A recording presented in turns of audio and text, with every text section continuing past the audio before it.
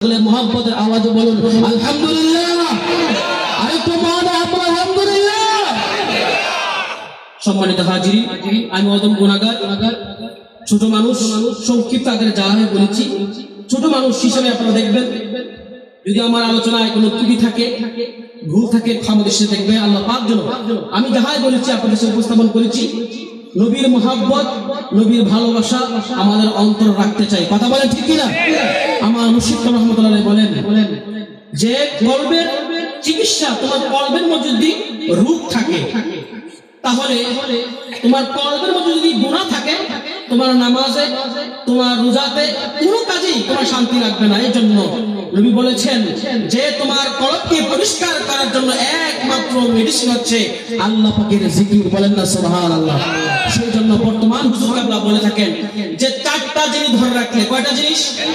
কথা বলেন, কয়টা জিনিস?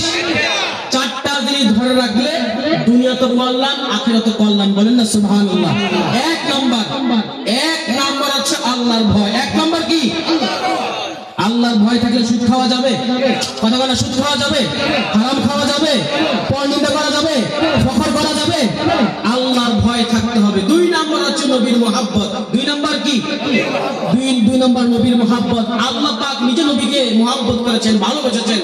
আল্লাহ নবীর উপর দুরূদ পড়েন। বলেন না সুবহানাল্লাহ। ইব্রাহিম খলিলুল্লাহ, আদম সফিউল্লাহ, তারা আল্লাহর জন্য পাগল, কিন্তু আল্লাহ পাক স্বয়ং হাবিবুল্লাহর জন্য পাগল। বলেন না সুবহানাল্লাহ। তাহলে আমরা নবীর মোহাব্বত আমাদের অন্তরে পয়দা করতে হবে। কথা বলেন ঠিক কিনা? তিন নাম্বার আছে পিতামাতার খেদমত। তিন নাম্বার কি? পিতামাতার খেদমত।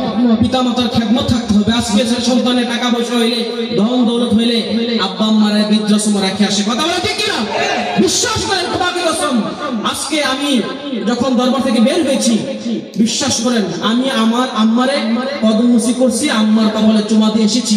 বিশ্বাস করেন, মা বাবার দোয়া থাকলে সন্তানের কোনো জায়গায় কোনো টেনশন নাই, কোনো জায়গায় কোনো বিপদ নাই। কথা বলেন ঠিক কিনা? আল্লাহর ওলিদের সুহবত। 4 নম্বর, বিশ্বাস করেন আমি যখন এখানে এসেছি, আমার মুর্শিদ কাবলা কামালদার ফুল বাগানে ঘুমাচ্ছেন, কিন্তু রুহানি ভাবে আজকের মাহফিলে তিনি উপস্থিত আছেন। কথা বলেন ঠিক কিনা? আমি হুজুর কাবলার মাদার শরীফ জিয়ারত করে এসেছি। হুজুরকে বলেছিলাম, হুজুর আমি প্রোগ্রামে যাচ্ছি, যদি আপনি এক নজর দেন, যদি আপনি এক নজর দেন তাহলে সম্ভব। কেন জানেন?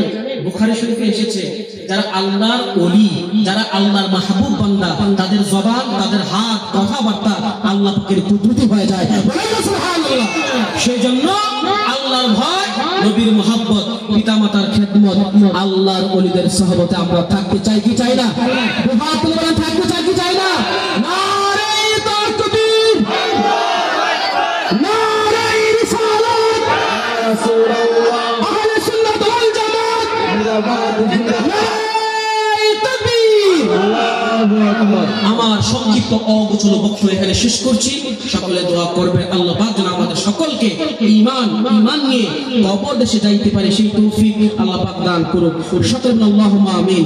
আমার সংক্ষিপ্ত অগোছল বক্তব্য এখানে শেষ করছি। আসসালামু আলাইকুম ওয়া রাহমাতুল্লাহি তাআলা ওয়া বারাকাতুহু।